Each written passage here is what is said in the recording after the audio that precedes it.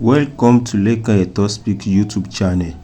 Thanks for watching. Please don't forget to subscribe. Lovers all over the world, welcome to our YouTube channel. Gẹ́gẹ́ bí ẹ ti mọ̀ pé update lọ́lọ́kan jọ̀kan náà ni a máa ń fún yín. So update lórí ọ̀rọ̀ Jamiu Welder tí Ifá àti Aboki tí wọ́n dá ẹ̀mí ẹ̀ légbodò ní Badagry. A ti kọ́kọ́ fún yín ní episode àkọ́kọ́ níbi tí Asiri ti tú nígbà tí ọwọ́ tẹ Aboki. Wọ́n bá fóònù Jamiu ní ọwọ́ Aboki. So ibẹ̀ yẹn ló ti ń jẹ́wọ́ nígbà tí ọwọ́ ìyà tó tẹ̀ wípé Ifá ló pe Jamiu pé ó ní pé kó páàkì ọ̀kadà ẹ̀ sínú ilé ibi tí wọ́n ti ń ṣiṣẹ́ ibi pé Ifá àti Jamiu òun ni wọ́n jọjọ jáde pé láti ìgbà yẹn dẹ̀ ni pé wọ́n ti padà wá. So ìgbà tí ọwọ́ dẹ̀ tẹ Ifá náà, so òun náà ṣàlàyé ó ní wípé Aboki àti bàbá Aboki pé wọ́n jọ ń ṣiṣẹ́ fún òun ni wípé kí wọ́n má fi àwọn méjèèjì sílẹ̀. So and then gẹ́gẹ́ bí a ti mọ̀ wípé ẹjọ́ ti wà ní ọ̀dọ̀ àwọn ọlọ́pàá ní Pàǹtí lẹ́kọ̀ọ́. So gbogbo àwọn nǹkan yìí náà ni a mú wá fún yín láti jẹ́ kí ẹ mọ ibi tí ọ̀rọ̀ Jamiu tó dé dúró. So ẹ farabalẹ̀ kẹ́ tún gbọ́ àwọn nǹkan tí wọ́n sọ nípa Jamiu àti Ifá. So ẹ ṣé gan ni. Kí lorúkọ yín sà? Orúkọ mi ni Olúwaṣẹ́gun Abdulrasaq Ọ̀ṣínáwọ̀ láti ìlú Mowó Badagry. Ìlú Mowó ní Badagry. Bẹ́ẹ̀ni sà. Pẹ̀lú àwọn àmì tẹ́rìn láti bí ọjọ́ méjì mẹ́ta nílùú Badagry. Ẹ gbọ́ kí ló ṣẹlẹ̀ sí Jamiu. Nǹkan tí ó ṣẹlẹ̀ ni wípé ó tó bí ọ̀sẹ̀ kan àti bí ọjọ́ mélòó ń sìn, going to about 10 to 11 days or 12 days or so. So that was last week Monday. So ó dágbére fún wa láti Mowombi pé òun lọ sí Badagry. Kí lorúkọ tí ń sà? Orúkọ tèmi ni Olúwaṣẹ́gun Abdulrasaq Ọ̀ṣínáwọ̀. Àgbọ̀rọ̀ yín báyìí. Yes sir. So ó dágbére ní nǹkan bí aago mẹ́ta kọjá lọ́sàn-án ọjọ́ Monday. I think that was on the 16th of June. I think it's 16th Monday, June. So last week Monday. Nígbà tó wá di alẹ́ ní nǹkan bí 10:30 to 11. Ní alẹ́ tó ti kúrò láti ọ̀sán ní nǹkan bí 3. Alẹ́ yẹn ni ìyàwó ẹ̀ wá pé ọ̀rẹ́ mi yẹn jẹ́ ẹ̀gbọ́n fún un nílùú Mowó. À ń pè ní ẹni Mr. Saheed Adesina. Ní ọ̀dọ̀ Badagry bẹ́ẹ̀ ní Mowó yẹn kankan náà. Ọ̀rẹ́ mi yẹn ló wá pè mí wípé báyìí ni ìyàwó Jamiu Ìṣọ̀lá Welder ló máa sọ nísìn pé òun ò rí ọkọ tòun, nọ́mbà ẹ̀ mẹ́tẹ̀ẹ̀ta kò dẹ̀ lọ mọ́. Mo wá ní orí ọ̀rọ̀ rẹ̀ pé kí ló ṣẹlẹ̀? Ó wá lóun náà ò mọ̀ o. Àbá gbé mọ́tò akọrí sí Badagry gẹ́gẹ́ bí ibi tí ó dágbére fún wa. So amórílé Badagry police station torí Jamiu jẹ́ ẹnìkan tó ń lo ọ̀kadà ladies bike. Ó dẹ̀ tún ń lo Android phone méjì ló máa ń kó dání. Ó ní bag tó máa ń kó àwọn fóònù yẹn sí. So àwa ń wò ó pé àbí ọlọ́pàá gba bike lọ́wọ́ ẹ̀ ni pé àbí torí kán má wá bike ní express. We have to go to Badagry station láti lọ lodge complain yẹn ní alẹ́ ní tó 11 yẹn. Wọ́n pé kán jọ bàtà débẹ̀ ẹjọ́ lágbájá báyìí là ń wà. Ṣé kì í ṣe pé bóyá gba bike lọ́wọ́ ẹnìkan ní ọ̀sán àbúrò lẹ́yìn ladies bike a describe ẹ̀ fún wọn. Wọ́n ní ọdún ṣì wá ń ta. There is nothing in such form. Kò sí tó jọ bẹ́ẹ̀. Kò sí tó jọ bẹ́ẹ̀. We now went lẹ́yìn yẹn sir, we went ahead to General Hospital ní Badagry. A lọ síbẹ̀. Nígbà tá a débẹ̀, a lọ sí emergency room. Wọ́n pé kán jọ Jamiu là ń wá pé ó ti kúrò ní Mowó lọ́sàn-án yìí. Pé the scene àti èdè ṣé ọ̀n ní any form of emergency bóyá accident or so. Wọ́n ní kò sí nǹkan kan tó jọ bẹ́ẹ̀.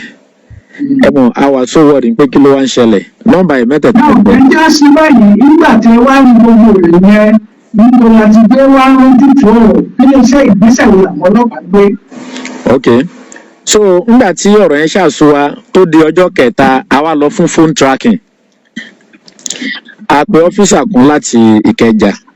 So a fún wọn ní nọ́mbà Jamiu. Nígbà tá a fún wọn ní nọ́mbà Jamiu, so wọ́n bá wa track number yẹn on the tracking there are 3 suspect number tí tracking mú so ẹnìkan nínú wọn Aboki ni èkejì náà Aboki ni ẹlẹ́kẹ̀ẹ́ta ló jẹ́ bí Yorùbá ṣèyí tó jẹ́ bí Yorùbá yẹn nígbà tó ń pe nọ́mbà ẹ̀ tó ń sọ Yorùbá a rí pé Ifá Ṣàngó nìyẹn gbé wá another person Ifá Ṣàngó bẹ́ẹ̀ ni Ifá Ṣàngó bẹ́ẹ̀ ni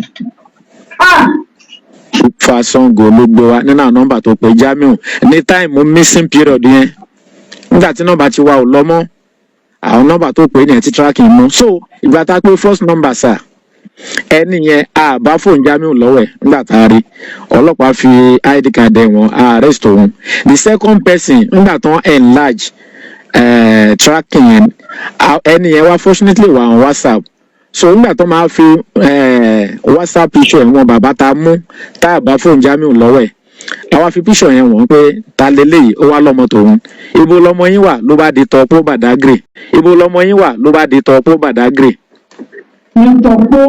tọpọ Badagry immediately láti mowó ló bá di tọpọ Badagry so nígbà tí a wá ń lọ sí tọpọ Badagry nígbà tí tracking yẹn sọ yẹn a gbé bàbá ta kọ́kọ́ rí tó mú a lọ sọ́dọ̀ ọmọ ẹ̀ ní tọpọ Badagry ibẹ̀ yẹn wá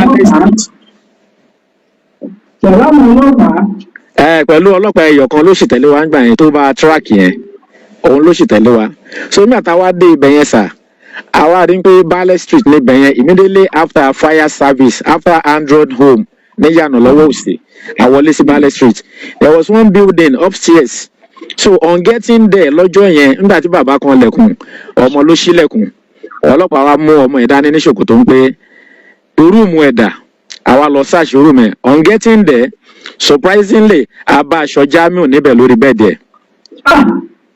aṣọ Jamiu. a bá níbẹ̀ clip àwọn ọmọ ẹ̀. oníṣòwòsàn ṣó ń gbé níbẹ̀ ni. Jamiu gbé bẹ́ẹ̀ o. ó wà shocking. kí náà ni kó wá ṣe. iṣẹ́ wẹ́dà ni Jamiu ń ṣe àwa rí i pé nígbà tí ó di ọjọ́ kejì tá là ń wá àwọn ọmọọṣẹ́ wa sọ pé Ifá Ṣàngó yẹn ń pè é lọ́jọ́ Monday pé kó máa bọ̀ ní kíkan. ó ń pè é aléra. ó ń pè é Jamiu ní kíkan in fact iṣẹ́ tí Jamiu ń ṣe lọ́wọ́ kò yọwọ́ mẹ́ tó fi lọ bẹ̀ yẹn. ó ti lọ bá tọ́ṣọ Aboki. ṣé Jamiu ti bá òṣìṣẹ́ tẹ́lẹ̀. bẹ́ẹ̀ ni ó ti ń bá òṣìṣẹ́ ó ti lé lọ́dún 5 nínú ọgbà yẹn. ó ti bá Ifá Ṣàngó ó ti bá ṣiṣẹ́ tẹ́lẹ̀. ó ti bá ṣiṣẹ́ ó ti lé ní. ó ti bá ṣiṣẹ́ tẹ́lẹ̀. bẹ́ẹ̀ ni. ọjà àbúrò náà ẹni sùn ẹgbẹ́ fóònù àpò padà ẹgbẹ́ ti fóònù díẹ̀ ẹ máa ń dá mi lọ́nà ẹ̀yẹ ìṣẹ́ka fún ọjà tó lọ́dọ̀. A lot is happening. Lovers all over the world ọ̀rọ̀ rẹ o ọ̀rọ̀ lẹ ti gbọ́ o nǹkan lọ́wọ́ ṣàánú akọ́nà má jẹ́ kéèyàn rárá nífẹsẹ̀ sí àwọn ní múníkà kò jẹ́ kéèyàn gbóòórùn àṣebì ọ̀rọ̀ yìí ó jẹ́ nǹkan tí ó báyàn lẹ́rù jọjọ because nígbà téèyàn bá ti jọ wà láti fi 5 years tó dẹ̀ wá jẹ́ pé ó rí progress Jamiu ó dẹ̀ dá ẹ̀mí Jamiu ó dá ẹ̀mí ẹ̀ légbodò because wọ́n tẹ̀ ń sọ ọ́n sìn wípé àwọn ò tiẹ̀ tí ì mọ whereabout Jamiu báyìí bóyá ó kú ni o bóyá ó rùn ni o wọn làwọn ò tí ì mọ̀ so update ta ní ká mú wá fún yín náà nìyẹn ẹ̀yin tẹ́ bá ṣe ń darapọ̀ mọ́ wa ayé gbẹgẹ́ o ẹ̀yin tẹ́ ti join wa tẹ́lẹ̀ ẹ rí wípé àwọn update lóríṣiríṣi náà láyé a máa mú wá fún yín nípa nǹkan tó ń ṣẹlẹ̀ nínú ayé kọ́lọ́hun gbà wá kọ́lọ́hun máa fi sọ ẹ̀sọ́ wa ní dẹni àgbégbìn ní dẹni àwátì so ojú tẹ́ fi ń wò wá ò ní fọ́ ètí tẹ́ fi ń gbọ́ wá ò ní di àwa ni a máa wá o ẹ̀yin náà lẹ́ máa wá àwa náà lẹ́ máa bá so àjọjọmọ́ lájọṣepọ̀ pẹ́pẹ́pẹ́ ikú ò ní pa wá àrùn ò ní ṣe wá o ọ̀nà ó tún gbọ́dọ̀ lọ́ra ẹ̀mí gbogbo wa because ibi tọ́rọ̀ orílẹ̀-èdè wa ń lọ yìí ó ti di kẹlẹ́mì ó sẹ̀mí kó lórí ó sọ́rí torí tàbá ní pé security wà lórílẹ̀-èdè àkàntànra wa jẹ ni ọ̀rọ̀ ó ti ṣẹlẹ̀ tán ìwà àbàjẹ́ ó ti pé kó tó di pé àmọ́ rí tí àwọn agbófinró tí wọ́n mọ̀ ṣiṣẹ́ wọn kán ló sọ wa kán ló gbà wá so ẹ̀yin tẹ́ bá sì ń darapọ̀ mọ́ channel wa ẹ subscribe ẹ like ẹ comment ẹ̀yin tẹ́ ti wà pẹ̀lú wa tẹ́lẹ̀ I appreciate yín a dúpẹ́ lọ́wọ́ yín o ẹ ṣé gan ni so we love you all thanks for watching.